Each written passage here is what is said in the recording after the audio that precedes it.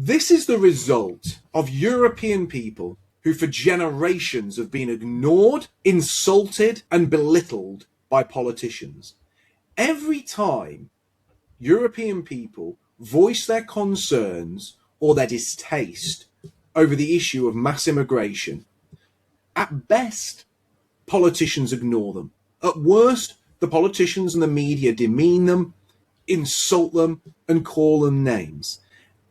And if you ignore people and you demean them for long enough, that resentment festers and builds. It becomes like layer upon layer of dry bark and leaves on a forest floor.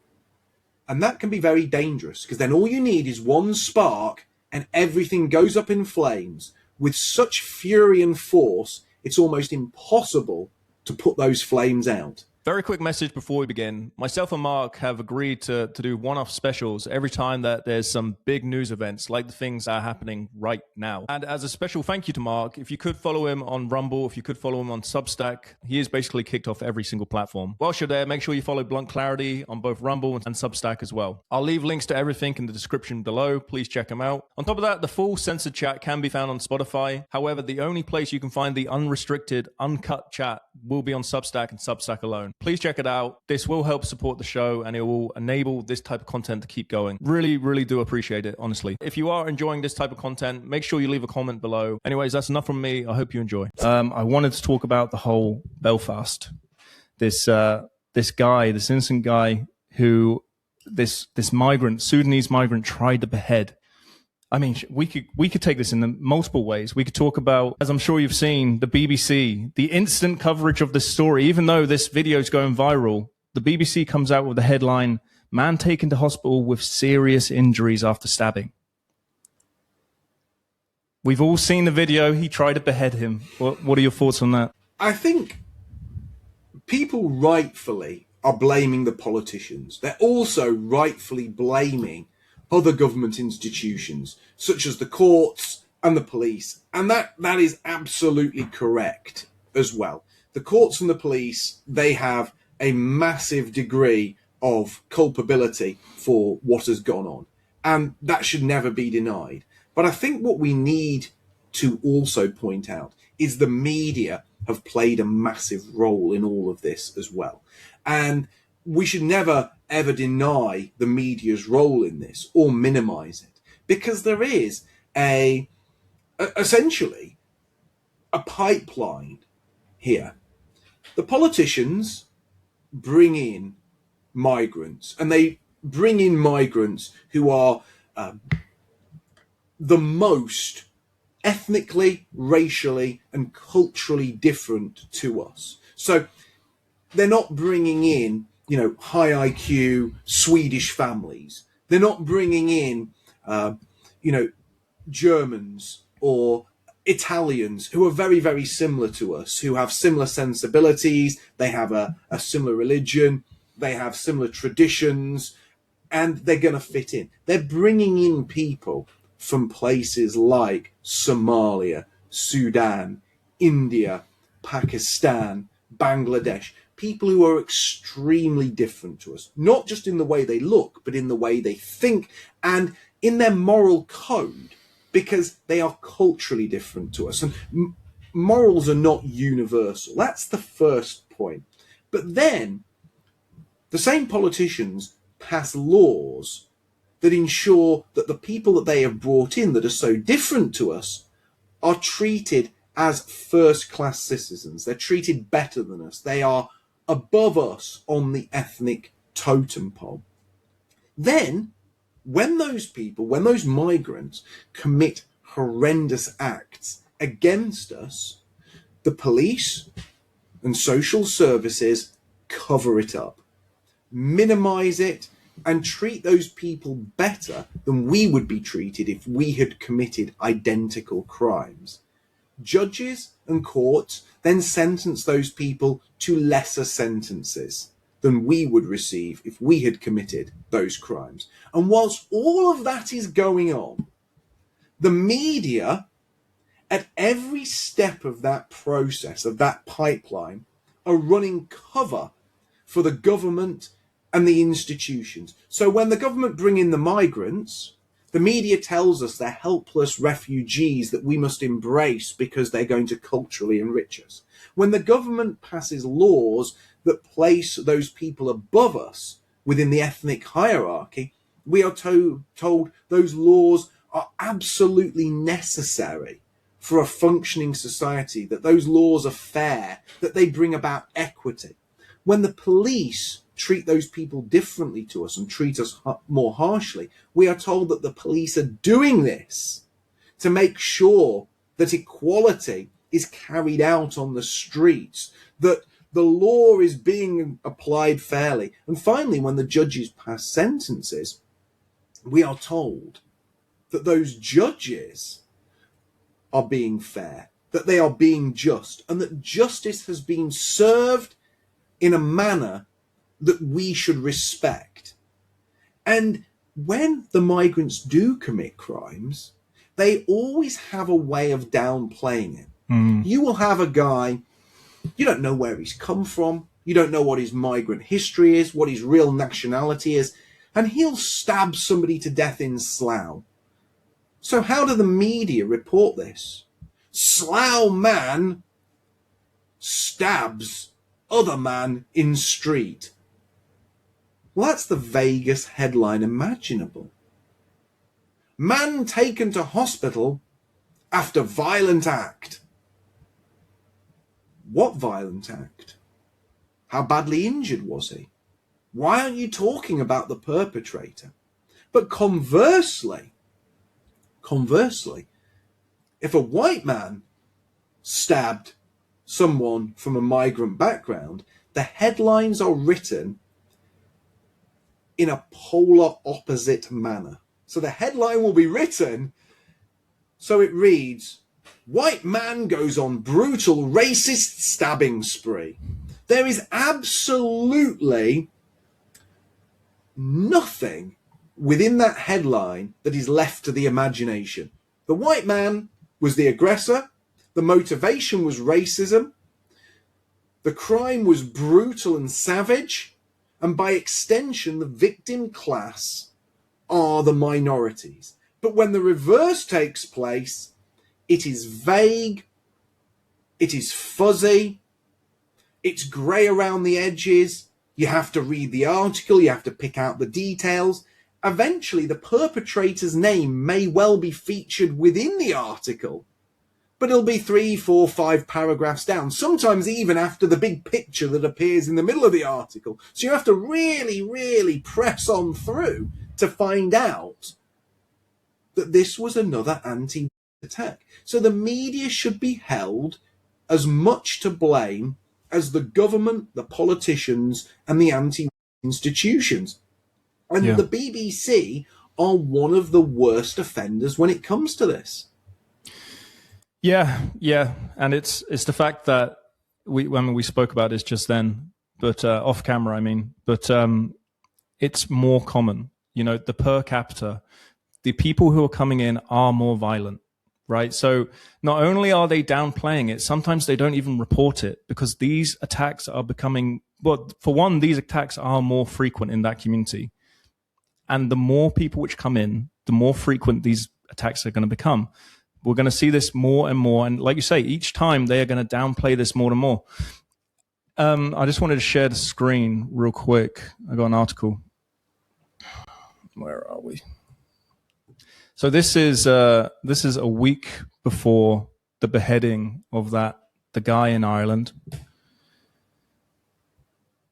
And I mean, as you can imagine, this is aged really quite well.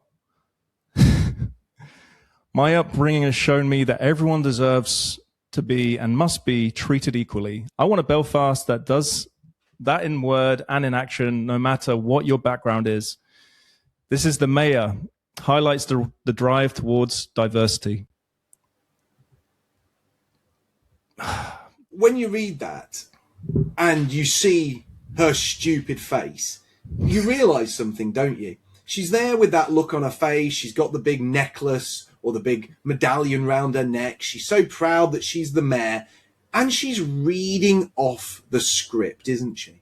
There is a script for these people. The first thing that she says when she becomes mayor has nothing to do with the history of Belfast. It has nothing to do with culture or tradition. It has everything to do with paying lip service to the current multicultural status quo, which has become like a religion to these people. Rather than thanking, God for becoming mayor, she thanks the multicultural state and reaffirms her belief within that multicultural state, and she affirms that she will fight for it and that she believes the city's greatest strength is its diversity. In other words, all of the people who've come here recently that never built Belfast, whose ancestors never had anything to do with the city's evolution or construction, but these newcomers are the most important. And it's what they all say, and it's sickening. And I hope she gets hauled over the coals for this. I hope that people pull her to pieces, that they don't ever vote for her again, that she is absolutely heckled and barracked everywhere she goes and makes a public speech because of these comments, and that she's held to this. She said, was this Sudanese lunatic who tried to behead a white man, was he one of the people you were talking about? And of course he was. Of course he was. If 2 days before that man had been sitting in an HMO somewhere and she had been walking around the area, and the BBC or another media outlet had asked her to go and stand with him for a photo opportunity, she would have been telling the media how he was the kind of man that makes Belfast the vibrant city it is today. Because these people are shameless monsters that absolutely are on board with our destruction, and people should never forget that. Yeah. Exactly. It's not only like, even if you took the crime aspect out of it, these people are a net drain on average, right? So they're not going to contribute. They're not really going to help the community. They're not going to integrate well. And on top of all of that, they are going to be violent. They are a risk to your population. There's literally no positive in the grand scheme of things. And that's what's leading to this. I got a few videos. This is what happens when people start to lose faith with their government, with their media. When they feel like they've been betrayed, this is the reaction. And like I say, this is only going to become more common. So here we go. Where are we?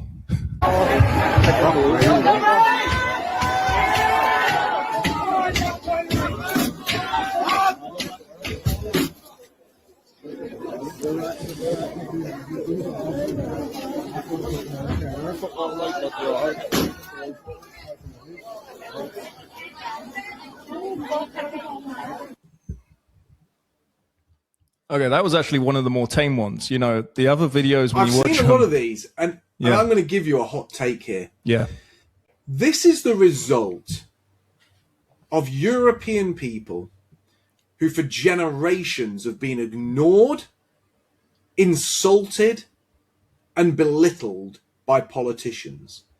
Every time European people voice their concerns or their distaste over the issue of mass immigration, at best, politicians ignore them. At worst, the politicians and the media demean them, insult them, and call them names. And if you ignore people and you demean them for long enough, that resentment festers and builds. It becomes like layer upon layer of dry bark and leaves on a forest floor. And that can be very dangerous, because then all you need is one spark and everything goes up in flames with such fury and force, it's almost impossible to put those flames out. And that's exactly what has happened in Belfast yesterday. These people who have been ignored, belittled, humiliated, and degraded have finally reached their snapping point. And the spark that lit the fire was this horrendous anti-white attack by another one of these migrants, who the Daily Mail yesterday revealed was a legal migrant that had a visa. Right. And we're told, well, you might have some legitimate concerns about the illegal ones, but what about the legal ones? Well, here's a legal one beheading someone in the street. We've now hit a point where people have unfortunately realised that however they vote, the politicians don't change anything. However large their voices, however loud their voices, the politicians won't listen. And if the politicians ignore people for long enough, people then decide that they are going to disconnect from the political system and take matters into their own hands. And this is completely the fault of the establishment. But again, let's turn this around. Let's imagine that a black man was beheaded in the street by a white man, and the black community felt that this was a result of the political class, the police and the establishment not listening to them. They'd riot, and the politicians would support them. The politicians would be there saying, well, you know, this is a fiery but mainly peaceful protest, and it was a long time coming. We need to start listening. No, you need to start listening to European people who want nothing more than their right to remain a majority in their ancestral homeland and govern their own affairs.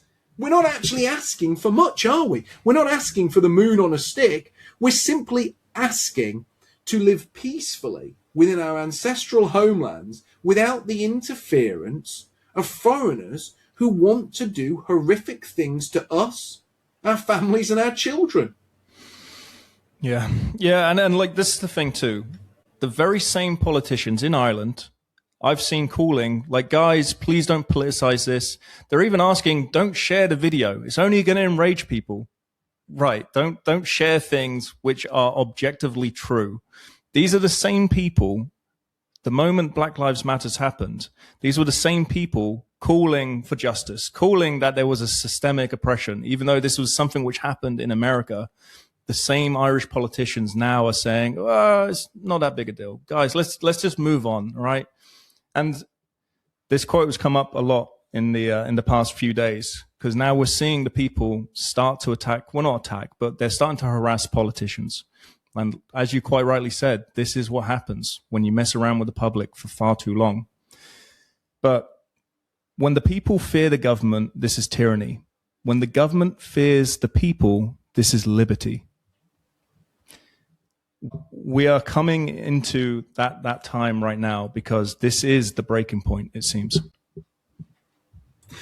Yeah, and it really is a situation where the politicians have left people with the belief that there is no other choice, there is no other route here. And you will see over the coming days, politicians from both sides of the illusory political divide coming together, calling for calm, and placing the blame at white people's feet. That's always what happens. Starmer will call for a crackdown on the protesters. Kemi Badenoch will say, look, this isn't an issue of lives matter. This is an issue of legal problems that we must look at carefully and examine, because she never says we're going to get rid of the exemptions for Sikhs. She says we need to examine the legislation and look at loopholes.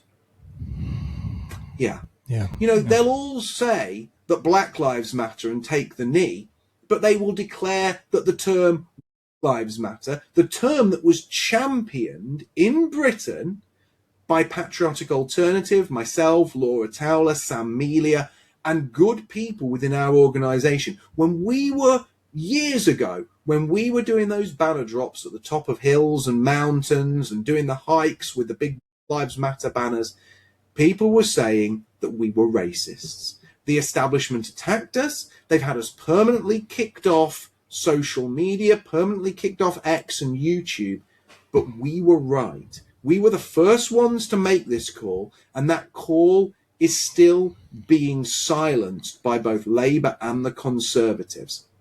The fact is, people must now realise that both sides of that illusory political divide are in on the plan.